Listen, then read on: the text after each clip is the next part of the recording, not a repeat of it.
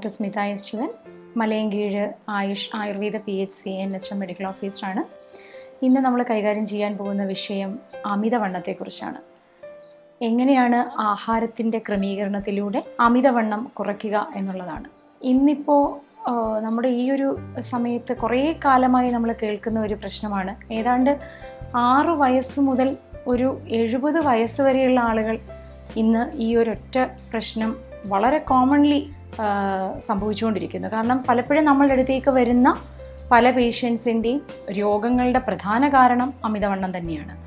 കാരണം അമിതവണ്ണം കൊണ്ട് തന്നെ ഒരുപാട് ലൈഫ് സ്റ്റൈൽ ഡിസോർഡേഴ്സ് നമ്മളിന്ന് കാണുന്നുണ്ട്. ഉദാഹരണത്തിന് BP യിലുണ്ടാകുന്ന വേരിയേഷൻ, ഡയബറ്റിസ്, അതേപോലെ തന്നെ കൊളസ്ട്രോൾ, ഒരുപാട് അസുഖങ്ങൾ ഇതേ തുടർന്ന്. എന്തിനു പറയുന്നു, നമ്മൾ കാണുന്ന ചെറിയ കാൽമുട്ട് വേദന അല്ലെങ്കിൽ നടുവേദന പോലും പലപ്പോഴും ശരീരഭാരം കാലിൻ്റെ മുട്ടിനും നടുവിനുമൊക്കെ താങ്ങാതെ വരുന്നത് കൊണ്ടുണ്ടാവുന്ന തരത്തിലുള്ള അമിതവണ്ണം പോലും നമ്മളിന്ന് വളരെ കോമൺലി കാണുന്നു. പലപ്പോഴും പല രോഗങ്ങളുടെയും അടിസ്ഥാനം ഇതായതുകൊണ്ട് തന്നെ ആ രോഗത്തെ ട്രീറ്റ് ചെയ്യുന്നതിനോടൊപ്പം തന്നെ പലപ്പോഴും അമിതവണ്ണത്തിനും കൂടി ട്രീറ്റ്മെൻറ്റ് കൊടുക്കേണ്ടി വരുന്നുണ്ട്. അത് ആഹാരത്തിലൂടെ ക്രമീകരിക്കാൻ കഴിയുമെങ്കിൽ അതായിരിക്കും ഏറ്റവും ബെറ്റർ.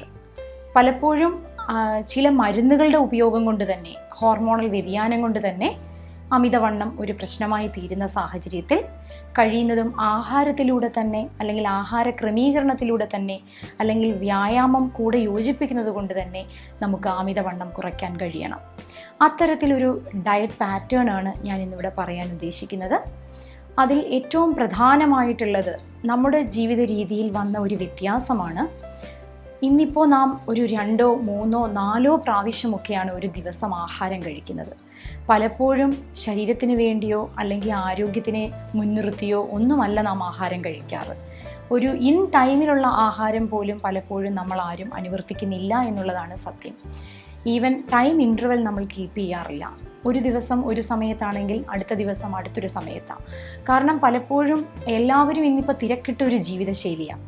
അവിടെ ഓഫീസ് ഗോയിങ് പീപ്പിൾസ് ഉണ്ടാവാം, വീട്ടിലിരിക്കുന്ന അമ്മമാരുണ്ടാവാം. എങ്ങനെയാണെങ്കിലും വീട്ടിലായാലും ഓഫീസിൽ പോയാലും എവിടെ പോയാലും ജോലി. നമ്മൾ ഭയങ്കര വർക്ക് ഡെഡിക്കേറ്റഡ് ആയോ എന്ന് തന്നെ എനിക്ക് പലപ്പോഴും സംശയമുണ്ട്. കാരണം പലപ്പോഴും എൻ്റെ അടുത്തേക്ക് വരുന്ന പേഷ്യൻസ് പറയുന്ന ഒരു കാര്യമാണ്, ഡോക്ടറെ ഞങ്ങൾക്ക് സമയം കിട്ടാറില്ല, ഇൻ ടൈമിൽ ഞങ്ങൾക്ക് ഫുഡ് കഴിക്കാനായിട്ടൊരു സമയം കിട്ടാറില്ല, അതിനെക്കുറിച്ച് പലപ്പോഴും ചിന്തിക്കാറില്ല. ചിലപ്പോൾ നല്ല വിശന്ന് നിൽക്കുന്ന സമയത്ത് നല്ല ജോലിയുള്ള സമയമായിരിക്കും. അപ്പോൾ അത് കഴിയുന്നത് ഞങ്ങൾ അപ്പോഴും വേണ്ടാന്ന് വെക്കും, പിന്നീട് എപ്പോഴെങ്കിലും കഴിക്കാൻ ശ്രമിക്കും. അതുതന്നെയാണ് നമ്മളുടെ ജീവിതത്തിൽ വരുന്ന ഏറ്റവും വലിയ പാളിച്ച. ഇൻ ടൈമിൽ നമുക്ക് ഫുഡ് കഴിക്കാൻ കഴിയണം. അതിന് എത്ര വലിയ ജോലി തിരക്കുണ്ടെങ്കിലും നമുക്ക് ആരോഗ്യമുണ്ടെങ്കിലേ നമുക്ക് തുടർന്നും ജോലി ചെയ്ത് ജീവിക്കാൻ കഴിയുള്ളൂ. അതുകൊണ്ട് തന്നെ ഇൻ ടൈമിൽ ഫുഡ് കഴിക്കുക. പക്ഷേ ഫുഡ് കഴിക്കുമ്പോൾ എപ്പോഴും അതിൻ്റെ ക്വാണ്ടിറ്റിയും കലോറിയും ഒക്കെ നമ്മൾ വളരെയധികം ശ്രദ്ധിക്കേണ്ടിയിരിക്കുന്നു. ഏറ്റവും പ്രധാനം ഞാൻ ആദ്യം പറഞ്ഞതുപോലെ സമയത്തിന് ഭക്ഷണം കഴിക്കുക എന്നുള്ളത് തന്നെയാണ്. കാരണം സമയത്തിനല്ലാതെ ഭക്ഷണം കഴിക്കുന്നതുകൊണ്ട് തന്നെ അമിതവണ്ണം ഉണ്ടാവാം. ഇനി പ്രധാനമായിട്ട് വണ്ണം കുറയ്ക്കാൻ വേണ്ടി ഒരുപാട് നമ്മൾ സ്റ്റാർവ് ചെയ്യുക അല്ലെങ്കിൽ ഒരുപാട് നമ്മളങ്ങ് വെള്ളം പോലും കുടിക്കാതെ നോക്കുക, അതൊക്കെ വേറെ ഓരോ അസുഖങ്ങളിലേക്ക് ചെന്നെത്തിപ്പെടും. ഉദാഹരണത്തിന് നാം പലപ്പോഴും കാണുന്നൊരു കാര്യമാണ്, വയറ് ചാടുമെന്ന് പേടിച്ചിട്ട് വെള്ളം കുടിക്കാതിരിക്കുക. ഇൻ ടൈമിൽ വെള്ളം ദാഹിച്ചാൽ പോലും വെള്ളം കുടിക്കാതെ നോക്കുക. ചിലപ്പോൾ എപ്പോഴെങ്കിലും 1, 2 നേരം മാത്രം വെള്ളം കുടിക്കുക. അതൊക്കെ ശരിക്കും ഒരു കറക്റ്റായ രീതിയേ അല്ല. അതുകൊണ്ട് തന്നെ സമയത്തിന് നമുക്ക് വേണ്ടുന്ന അത്രത്തോളം വെള്ളം കുടിച്ചില്ല എങ്കിൽ നമുക്ക് യൂറിനറി ഇൻഫെക്ഷൻ വരെ വരാവുന്ന ഒരു സ്റ്റേജിലേക്ക് നമ്മൾ നമ്മുടെ ശരീരത്തെ കൊണ്ടുപോവുകയാണ്. അതേപോലെ തന്നെ ഭക്ഷണം കഴിക്കുമ്പോഴും ഏതെങ്കിലുമൊക്കെ നേരം നമ്മളതിനെ അങ്ങ് വേണ്ടാന്ന് വെക്കുകയാണ്. ചില സമയത്ത് നമ്മളത് വേണ്ട, ഇപ്പോൾ ഇന്നിപ്പോൾ രാവിലെ നമുക്ക് കഴിക്കേണ്ട അല്ലെങ്കിൽ ഉച്ചയ്ക്ക് കഴിക്കേണ്ട, രാവിലെ മുതൽ വൈകിട്ട് വരെ നമ്മൾ സ്റ്റാർവ് ചെയ്തിട്ട് രാത്രിയിൽ ആ ഭക്ഷണം മുഴുവനും കൂടി കഴിക്കാൻ ശ്രമിക്കുക. നമ്മൾ അറിയുന്ന പോലും ഇല്ല. നമ്മൾ വിചാരിക്കുമ്പോൾ രാവിലെ മുതൽ വൈകിട്ട് വരെ നമ്മൾ കഴിക്കുന്നില്ലല്ലോ, അപ്പോൾ പിന്നെ നമുക്ക് വൈകുന്നേരം കഴിക്കാം. അതുകൊണ്ട് പക്ഷേ എന്താ സംഭവിക്കുന്നതെന്ന് ചോദിച്ചു കഴിഞ്ഞാൽ, ഇത്രയും നേരം കഴിക്കാത്തത് മുഴുവനും നമ്മൾ ആ സമയത്ത് കഴിക്കുന്നു. പിന്നെ നമുക്കൊരു റെസ്റ്റിംഗ് പീരീഡാണ്. പിന്നീട് നമുക്കൊരു എക്സസൈസോ നമ്മുടെ ബോഡി ഒരു തരത്തിലും നമുക്ക് യാതൊരു എക്സസൈസും കിട്ടാത്തൊരു സമയത്താണ് നമ്മൾ ഈ ഭക്ഷണം അത്രയും കഴിച്ചിട്ട് സുഖമായി ഉറങ്ങുന്നത്.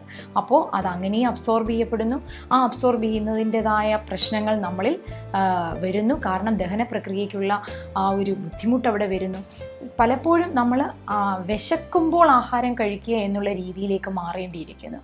ആയുർവേദ വിധിപ്രകാരം ദിവസം നമ്മൾ 2 നേരമേ ആഹാരം കഴിക്കാവൂ എന്നുള്ളതാണ്. അതായത് രാവിലെ ഒരു സമയം, അതായത് ഒരു ശരിക്കും പറഞ്ഞു കഴിഞ്ഞാൽ ഒരു 10 മണി ഒക്കെ ആവണം ശരിക്കും പറഞ്ഞാൽ നമ്മൾ ഭക്ഷണം കഴിക്കേണ്ട സമയം. പക്ഷേ എനിക്ക് തോന്നുന്നു ഈ 10 മണിക്ക് മുമ്പ് തന്നെ നമ്മൾ ഇന്നിപ്പോൾ പല നേരം കഴിച്ചു കഴിയും. രാവിലെ എണീറ്റാൽ ഒരു ചായയില്ല അല്ലെങ്കിൽ ഒരു ബെഡ് കോഫിയിലാണ് നമ്മൾ തുടങ്ങുന്നത്. അവിടെ കൊണ്ട് തെറ്റുന്നു നമ്മളുടെ ജീവിത രീതി. അത് കഴിഞ്ഞു കഴിഞ്ഞാൽ പിന്നീട് നമ്മൾ ഈ 10 മണിക്ക് കഴിക്കേണ്ട സമയത്ത് എന്നാൽ ചോദിക്കും, ഡോക്ടറെ ഞങ്ങൾ ഈ സമയത്ത് ഓഫീസിലായിരിക്കില്ലേ, എങ്ങനെ ഞങ്ങൾക്ക് കഴിക്കാൻ പറ്റും? ശരിയാണ്, പ്രാക്ടിക്കൽ അല്ല പലപ്പോഴും അത്. അതുകൊണ്ട് തന്നെ ഞാൻ പറയുന്നു, കഴിയുന്നതും നമ്മൾ ഓഫീസിലേക്ക് പോകുന്നതിന് മുൻപ് അല്ലെങ്കിൽ വീട്ടിലിരിക്കുന്നവരാണെങ്കിൽ ആ രീതിയിൽ പോകുന്നതിന് തൊട്ട് മുൻപ് തന്നെ കഴിക്കാനുള്ള ഒരു ശീലം. അപ്പോൾ കഴിയുന്ന നമുക്ക് ഒരു 8-8:30 ആകുമ്പോൾ നമുക്ക് ആ ഒരു ബ്രേക്ക്ഫാസ്റ്റ് കഴിക്കുന്ന ഒരു അവസ്ഥയിലേക്ക് നമുക്ക് എത്തിക്കാം. അവിടെയും കഴിയുന്നതും ബ്രേക്ക്ഫാസ്റ്റിൽ വേണം നമ്മൾ ഏറ്റവും കൂടുതൽ പ്രോട്ടീനും അയണും ഒക്കെ ചേർന്ന ഫുഡ് ഐറ്റംസ് കഴിക്കാൻ. അപ്പോൾ അവിടെ ആവിയിൽ വേവുന്ന തരത്തിൽ നമ്മുടെ ഇഡ്ഡലിയോ ദോശയോ അങ്ങനെയുള്ള സാധനങ്ങൾ, അതേപോലെ പുട്ട്, ഇങ്ങനെയുള്ള നമ്മുടെ കേരളീയ ഭക്ഷണം, നമുക്കത് വളരെ ബാലൻസ്ഡ് ആയിട്ടുള്ളൊരു ഡയറ്റാണ് ഇഡ്ഡലി സാമ്പാറൊക്കെ. അപ്പോൾ അത്തരത്തിലുള്ള ഫുഡ് കഴിക്കുന്നതിനോടൊപ്പം തന്നെ ഡേറ്റ്സ് അല്ലെങ്കിൽ കറുത്ത ഉണക്കമുന്തിരിങ്ങ പോലെയുള്ള ഡ്രൈ ഫ്രൂട്ട്സും കൂടെ അതിൻ്റെ ഒപ്പം ആഡ് ചെയ്യാൻ ശ്രമിക്കുക. അതേപോലെ തന്നെ ഒരു സാലഡ് എന്തെങ്കിലും നമ്മളത് പ്രിപ്പയർ ചെയ്ത് നമ്മൾ ഓഫീസ് ഗോയിങ് പീപ്പിൾസ് ആണെങ്കിൽ അത് കൊണ്ടുപോവുക. ഒരു 11 മണിയൊക്കെ ആകുമ്പോൾ വേണമെന്ന് വെച്ചാൽ അത് കഴിക്കുക. പകരം അവിടെ കിട്ടുന്ന ചായയും വടയും ബജിയും അങ്ങനെയുള്ള സാധനങ്ങൾ കഴിയുന്നതും ഒഴിവാക്കുക. പലപ്പോഴും എൻ്റെ അടുത്ത് വരുന്ന പ്രൊഫഷണൽസ് പറയാറുള്ളത്, ഡോക്ടറെ ഞങ്ങളുടെ മീറ്റിങ്ങിൽ ഞങ്ങൾക്ക് ഈ പറയുന്ന വടയും ചായയും ഒക്കെ കിട്ടും, ഞങ്ങൾ എങ്ങനെയാണ് അത് അവോയ്ഡ് ചെയ്യുക?